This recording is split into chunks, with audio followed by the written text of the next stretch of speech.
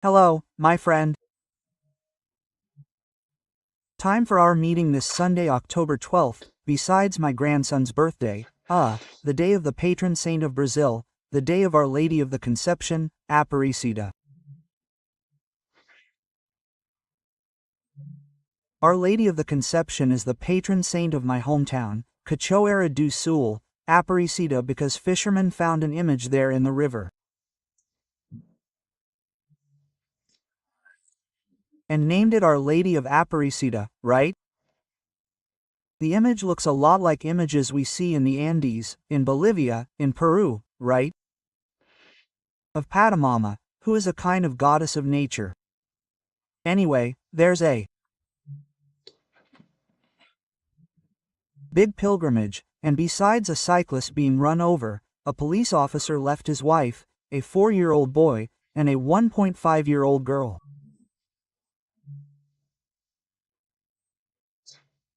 shot in the chest because he was wearing a reflective vest to protect the other pilgrims.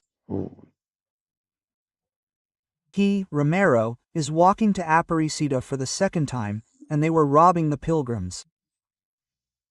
And when he went to take off his backpack, the reflective vest appeared and he was shot in the chest. Military police officer Luis Guilherme Crispum de Oliveira. Today is Children's Day, that's why I mentioned my grandson. And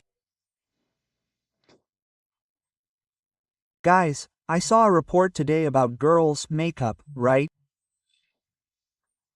Childhood, children. And the children's makeup market is worth $3.9 million. According to Correio Brasiliense. My God. Everyone's discussing the adultification of children, but the report blames social media, forgetting. I'm a witness to when it started, right, on those children's programs on free-to-air television in the 80s. Right? Children dressed as adults, sensual, on those completely irresponsible children's programs. When a bishop in Rio de Janeiro complained about a famous presenter, she replied, right, that she was, and the bishop accused her of miseducating children. She replied, I didn't come to. I'm not here to educate children, I'm here to entertain the children. Anyway, here's the record and the warning for parents. On a day like today, in 1822,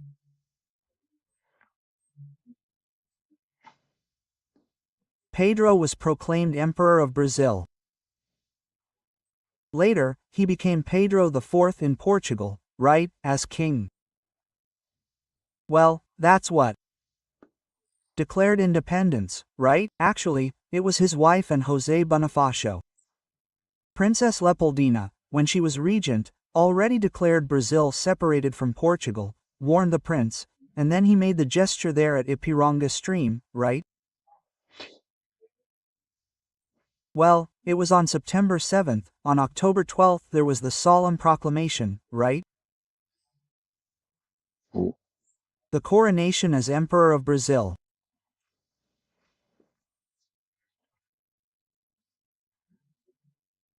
In 1931, Getúlio Vargas and Cardinal Dom Sebastião Leme, who were very famous at the time, inaugurated Christ the Redeemer, whose lights were turned on by a shortwave pulse from Rome by Guilherme Marconi.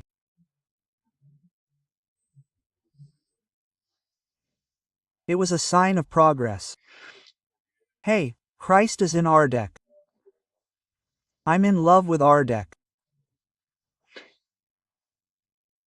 Hey, it's concrete and covered in soapstone, a great work, a symbol of Brazil. And sad. In 1992, I was woken up in the early hours of the morning, with the news that the helicopter carrying Dr. Ulysses Guimarães, Dona Mora Severo Gomes, and his wife, right, and the pilot, had disappeared at sea.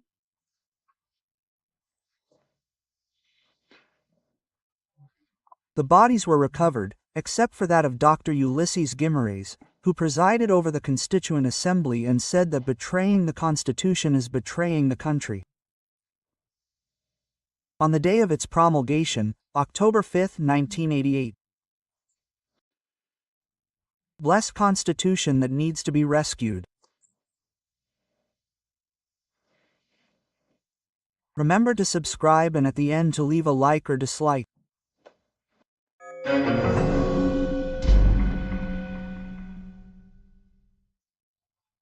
Well, President Lula has been in Rome since tomorrow, this Sunday, hey, and he'll be back tomorrow.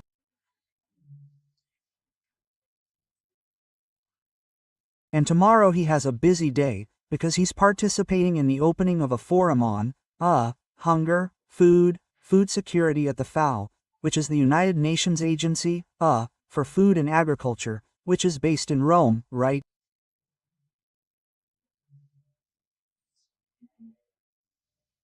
And then he has a reception with Pope Leo.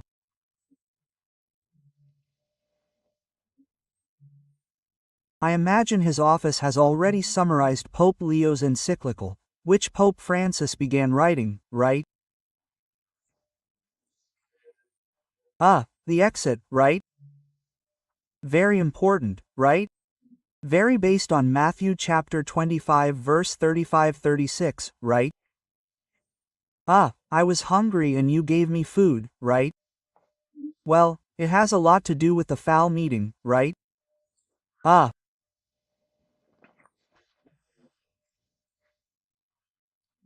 This encyclical makes it very clear that the issue of hunger cannot be fought with politics, nor with liberation theology, nor with weapons, nor with revolution, nor with Marxism, nor with socialism. It is with Christianity. And Christianity is the love of giving. You were hungry, you were in prison, and you visited me, right? Well, I don't know if there'll be time. I don't know if he's in a hotel or at the embassy. Wonderful Piazzanavona Palace. I don't think Jan has time to look at the shops on Via Condotte, right? But maybe they're open on Sundays today. Well, anyway. And Gazzetta do Povo revealed a decree, that's not from now, it's from August, but only now are we finding out that Lula expanded Janja's advisory staff, right? Well, saying that his office, the office of the President of the Republic, which has about 190 people, right? It has to provide coverage, assistance to Janja in, non-political activities, ceremonial, cultural, and social. That's good, but he'll be back tomorrow, probably tomorrow at the end of the day. But I wanted to start, I couldn't help but share with you things that happened after our last meeting, right? Maria Corina Machado, Nobel Peace Prize winner, is the most important prize on planet Earth, the Nobel Peace Prize. And pay attention to the pronunciation there in Sweden, it's Nobel. Nobel is an English pronunciation, but there in Sweden, the language is Swedish, right? Alfred Nobel, right? He invented dynamite with the money he earned. Then dynamite was used in war, he decided to reward human activities, right? And the most important of these is peace. Well, I think Maria Corina dedicated this prize, to the United States and to Trump, right? But this prize makes Maria Corina a global name and absolutely shielded in Venezuela, right?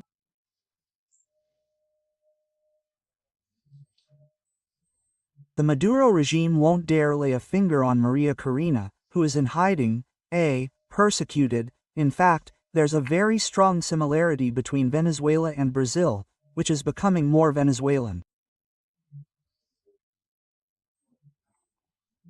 Right? She went to the United States to denounce the Bolivarian dictatorship, and when she returned, she was considered a traitor. She was a congressman, and they stripped her of her mandate. Look at the similarities with Brazil. She would be president of Venezuela if Maria Corina hadn't been made ineligible. She can't vote for her, she's being persecuted. Well, they even mentioned that the ambassador is Raimundo, right? No, well, the ambassador is a refugee in Spain, right? Well, like that in Venezuela. So, there are political refugees, right? The economy of Brazil, of Venezuela, is sinking because, with all the oil they have, there's a regime that doesn't work, right? It doesn't work. And so there are all these similarities, right? Well, look at the justification for the Nobel Prize for her. She fought for democratic rights, for a just and peaceful transition from dictatorship to democracy.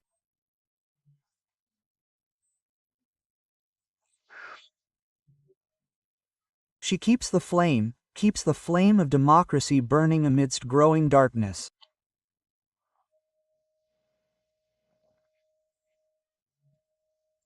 There are many here who want to imitate Chavez, and Maduro, right? Who think the Venezuelan regime is wonderful. Well,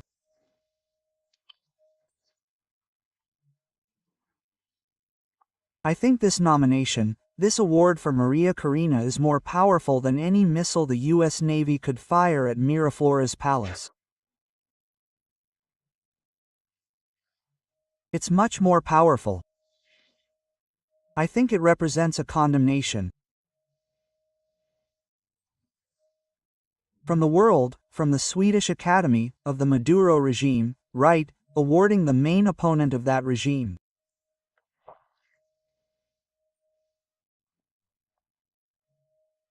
Well, she dedicated it to Trump, who is leaving, has already left for the Middle East, because Monday is a key day for the return of the hostages still held by Hamas. Terrible situation, right? I remain skeptical. Hamas is involved, it's untrustworthy. While Maria Corina dedicates the Nobel Prize to Trump, singer Alcione, at a concert at the Ulysses Guimarães Auditorium here in Brasília, dedicated her show to Alexandre de Moraes. Alexandre de Moraes had come to her dressing room. Well, it's been a while since she said in Sao Paulo that she loves that bald guy, something like that, right? And he went backstage to thank me, and he was in the audience. He asked for applause, and there was applause, and then the amnesty thing came up, right? He even said that Minister Alexandre de Moraes is loved. The audience is right there proving that, right? And I have the impression that Minister Moraes, who is sanctioned by an American law that punishes those who violate human rights, felt very well supported, right, by those cries of amnesty, right, people who think like him. Well, I still wanted to talk about another topic that's been going on for 2 or 3 days. Eduardo Taliaferro, in a hearing on Friday, the Italian courts, the judge, the rapporteur, and the representative of the public prosecutor's office, said he's free, right, but that he can only leave Italy with authorization from the courts. They gave him an ID card valid up to the border, right? He won't be able to enter Switzerland, Austria, Slovenia, or even in that little corner of Trieste, right? Or France, or throw himself into the sea to Ioannito, Greece, or cross the Mediterranean to North Africa. No, he'll stay there, and it's a charming region. In fact, all of Italy is charming, right? But what's noteworthy is that, when his defense and he presented their reasons, the descendants of Roman law were left speechless. How could the judge himself, and whoever he worked for, and who would be the interested party, right, in those conversations that were recorded on the phone, who turned up at the police station and wasn't the one who handed them over, right? But how could the judge himself be the one requesting his extradition? They didn't understand that. That's impossible in law, right? Unless Roman law has already been abandoned, right? But that was the big question. Nobody believed it, right? Then there was this Felipe Martins thing, where he dismissed lawyers, Felipe Martins and the other one, and then backtracked. Now, to really backtrack, you have to go back to March 14, 2019, right?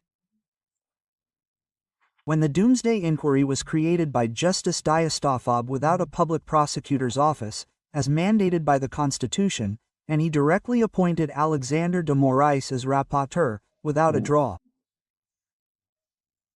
It was as if it were an internal administrative inquiry by the Supreme Court. Jabat Cabas from Brasília, Alexandre Garcia.